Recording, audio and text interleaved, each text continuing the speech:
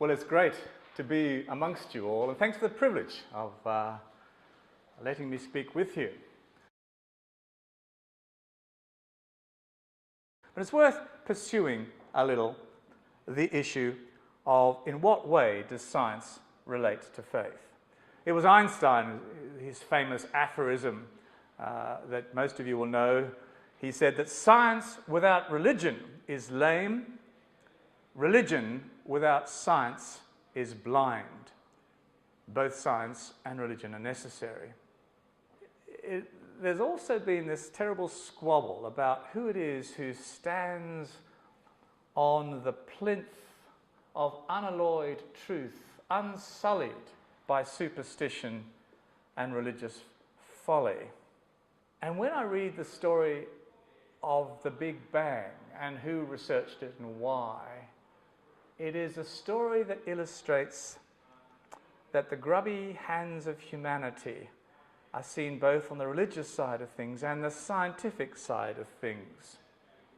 The evidence of there being a Big Bang sort of began with people like Vesta Slipher, who noticed the red shift, the Doppler effect, which showed him that the planets were actually moving away.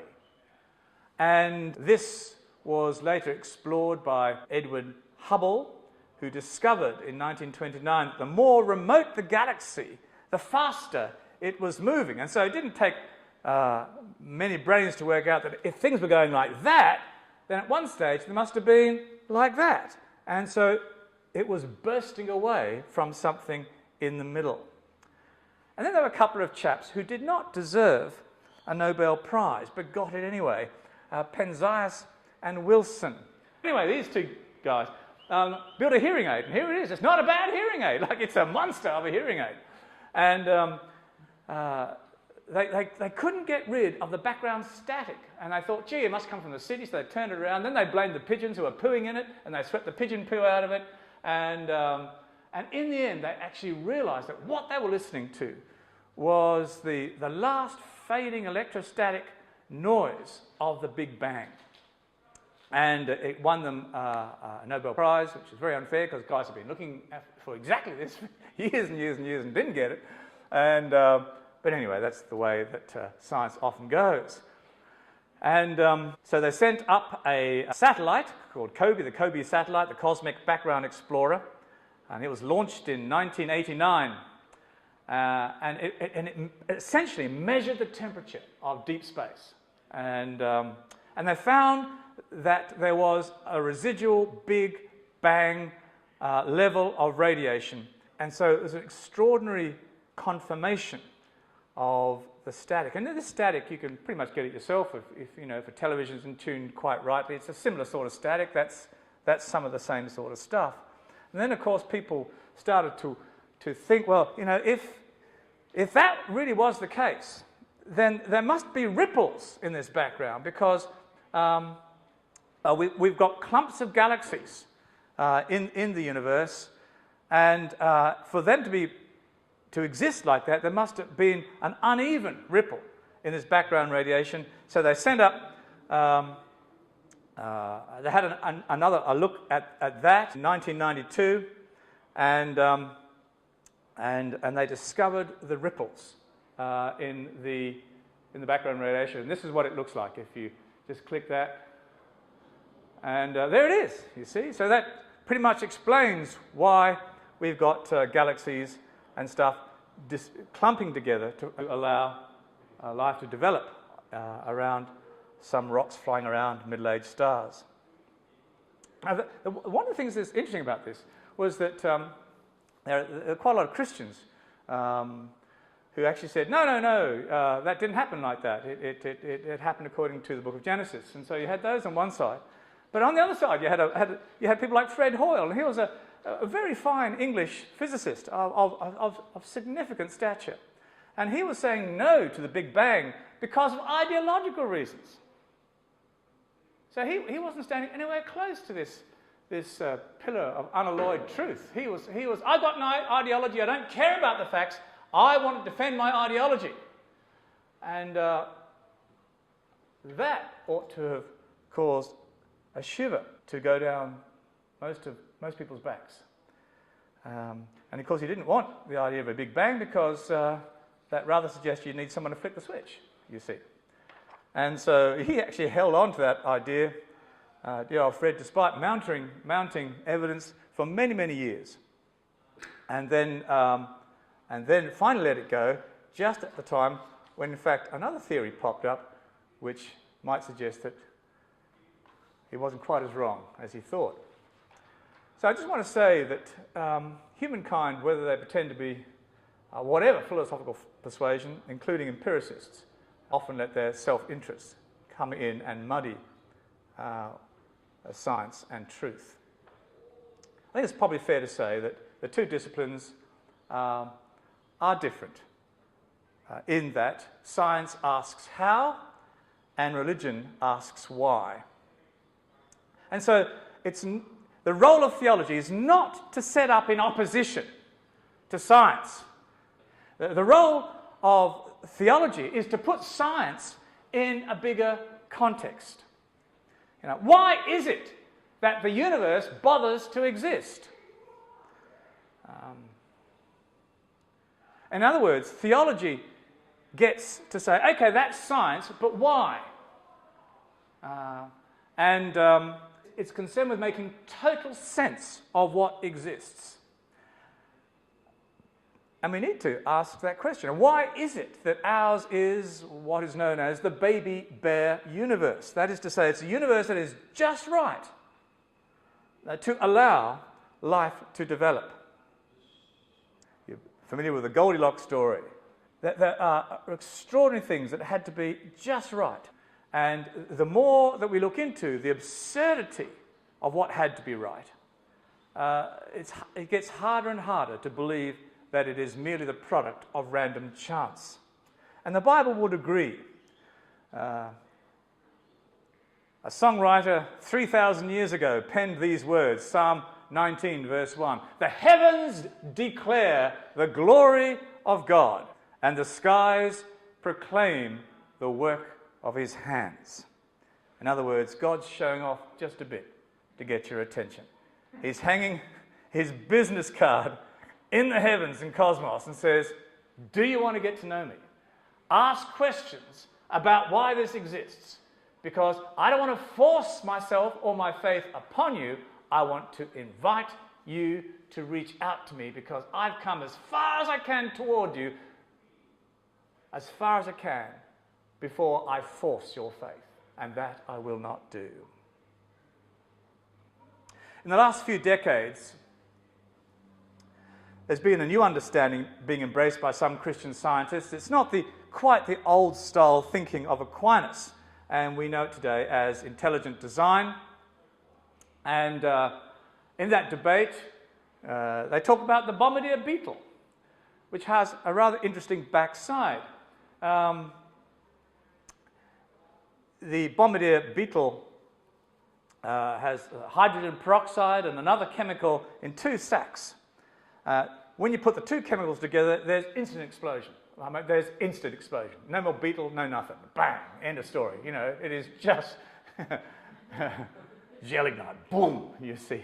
But somehow or other, this beetle has managed to get these two chambers, the special muscle between them, holding these two chambers shut.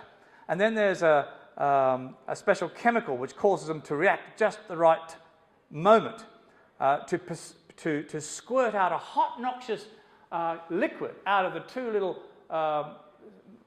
structures here at its enemy at 12 feet per second, boiling liquid, noxious liquid at 12 feet per second, which is not bad for an insect, is it? And to have, you may have friends who have flatulent problems, but this is extraordinary. And it's a fabulous defense. And people have said, well, that's a bit like the mousetrap. How could any of that have developed? Because if you take away just one of the factors, with the muscle, the chemical, the reagent, none of it would work. It's like a mousetrap. It's got five essential pieces. You take one piece out, no more mousetrap. You haven't nearly got a mousetrap. There is no mousetrap. So this has led to the argument of intelligent design. This debate's been raging. I have to report, though, that it is not as simple as that. As a biologist, I have to say that we do find all of the precursors and combinations of that in the insect world somewhere. And so it's not just suddenly there's nothing and suddenly you've got a bombardier beetle with all this gear. That's just not so. You've got gradations leading up to it, which means that you need to be very careful with those sorts of claims. Not least because you've got to then say, well, if God intended the bombardier beetle to have a wonderful flatulent system, what about that horrible little catfish that swims up your urethra? Miniature catfish, it's a horrible thing. And then embeds itself in your urethra and shakes its head, which is a pity because it's got backward pointing spines around its collar, which causes you to bleed. And it says, great, and it sucks up your blood. And so you need to come up with a theology that explains to me why God would make such a thing. And so we come back now to Charles Darwin's problem with the ichneumon wasp, don't we? You know, your theology, whatever it is, if you have faith, your theology has, you've got to be able to make sense of suffering and imperfection. I think actually Christianity has a great deal to say about that. While some parts of it are and will always be a mystery, we are allowed to know quite a lot. And we've got much to say. Richard Dawkins, the Oxford biologist and neo-Darwinist, he suggests that we are slaves to our genes and that anything can be achieved by small incremental evolutionary steps. And he's very scornful of any of faith and is really quite a militant atheist, as you know. Essentially, he says that, you know, that our genes make bodies around them and that we dance to the tune of our genes, and that's all there is to it. And to which we can ask all sorts of questions like, my goodness, who gave the genes that incredible drive, and what's their story, and so it goes on. So do know that debate exists, but it is not an argument that in any way challenges Christianity. If you have a look at his book, The God Delusion, if you read it, this is a guy who really is a child of the Enlightenment who wants to champion unsullied truth. But he still manages to say that when Jesus said love one another and love your neighbour as yourself, that it was actually only fellow Jews. I had no idea of Jesus' teaching about the Good Samaritan or anything like that. Just quite wrong. That Christianity was hateful towards women. What?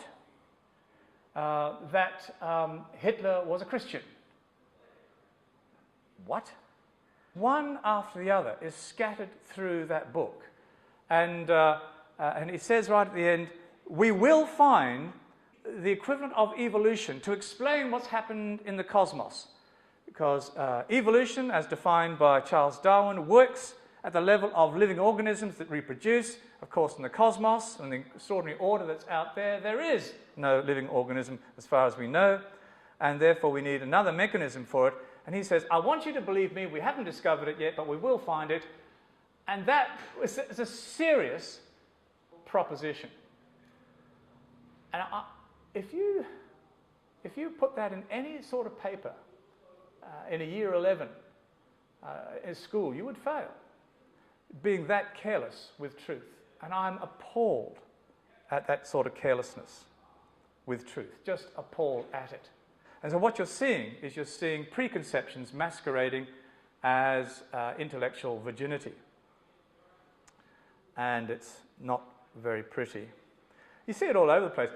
A lovely story of how a great physicist nearly lost his atheistic faith is another one, of Fred Hoyle.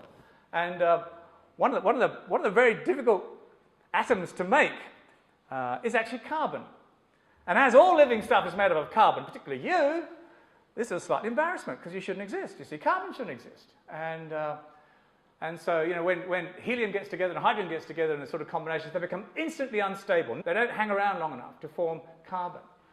And so Fred said, pretty much, if I were God and had to design carbon, there would have to be an energy state, a resonance state, which would allow the reaction rates to massively increase. And this energy state within carbon would have to match that found in a middle-aged star, where all this sort of stuff would happen. And all this stuff had to match. And so he persuaded his mates over in California to have a quick squeeze at this, and they found a resonance state for carbon.